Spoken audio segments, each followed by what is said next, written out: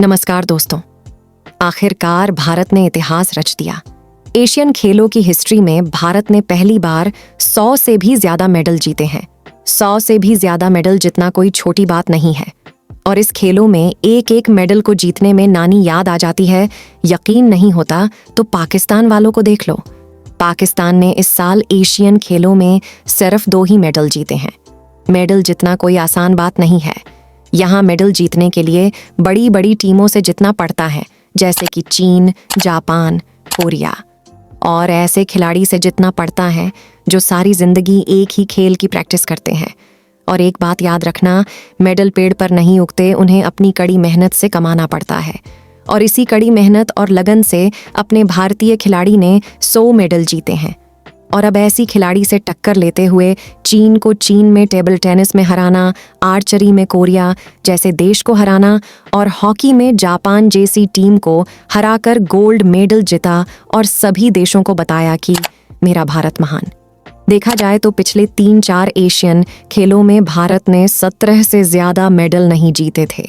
और इस साल एशियन खेलों में भारत ने 100 से ज्यादा मेडल जीती है। तो आइए उसकी डिटेल में बात करते हैं। और पूरी वीडियो देखिएगा और पसंद आए तो लाइक और सब्सक्राइब जरूर कीजिए और अपने दोस्तों के साथ शेयर कीजिए। दोस्तों, पूरे 9 साल बाद भारत की मेंस हॉकी टीम ने जापान की टीम को हराकर गोल्ड मेडल जीत लिया। और इस पूरे मैच में भारतीय टीम ने 5 गोल किए और जापान की टीम को सिर्फ 1 गोल करने का मौका दिया। और इस जीत के साथ ही भारतीय टीम ने 2024 में होने वाले ओलंपिक के लिए क्वालिफाई कर लिया। और दोस्तों, आगे देखा जाए तो नीरज चोपड़ा पिछले एशियन खेल में गोल्ड मेडल जीता था। बात करें इस साल की तो नीरज चोपड़ा के साथ चीटिंग करने की कोशिश की गई। दरअसल नीरज चोपड़ा ने भाला फेंक में पहले ही अटेम्प्ट में करीब 87 मीटर का भाला फेंक दिया था, लेकिन रेफरी ने मेंजरिंग सिस्टम का बहाना करके नीरज चोपड़ा को फिर से भाला फेंकने के लिए कहा। और इस भाला फेंक में भारत ने ताबड़तोड़ जवाब दिया और बैक टू बैक दूसरा गोल्ड मेडल नीरज चोपड़ा ने अपने नाम किया। और तो और सिल्वर मेडल किशोर कुमार ने अपने नाम किया और पेरिस ओलंपिक 2024 के लिए क्वालिफाई किया। पेट पालने के लिए होटल में वेटर की नौकरी करता था और कभी आपने गांव में मजदूरी करता था। और आज उसी बंदे ने एशियन खेलों में ब्रॉन्ज मेडल आपने नाम किया। कौन है ये बंदा? चलिए जानते हैं। उत्तर प्रदेश के सोनपुर में रहने वाला राम बाबू, उनका परिवार महीने में 3000 रुपए कमाता था, इसलिए राम बाबू ने मजदूरी करना शुरू किया। फिर साल 2012 में उन्होंने न्यूज़पेपर में ओलंपिक विनर का फोटो दिखा। तभी उन्होंने ठान लिया कि देश के लिए उन्हें मेडल जीतना है।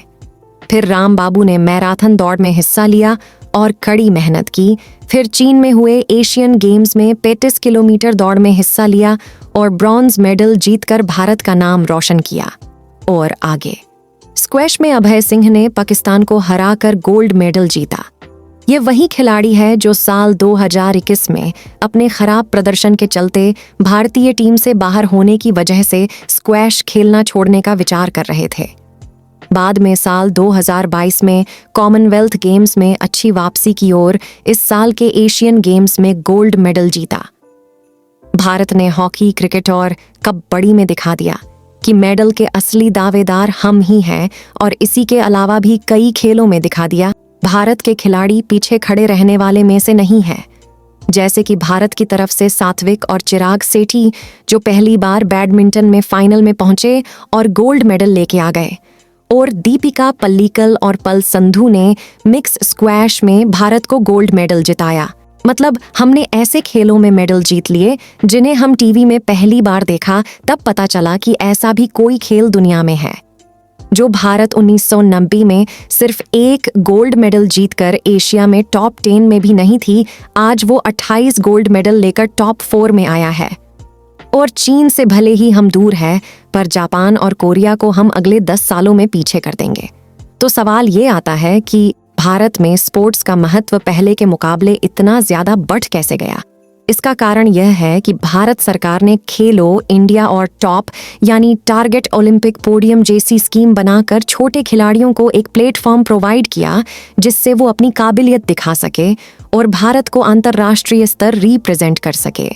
इसी हेतु से भारत सरकार ने मणिपुर और यूपी में स्पोर्ट्स यूनिवर्सिटी की स्थापना की और अब हम गर्व से कह सकते हैं कि मेरा भारत महान।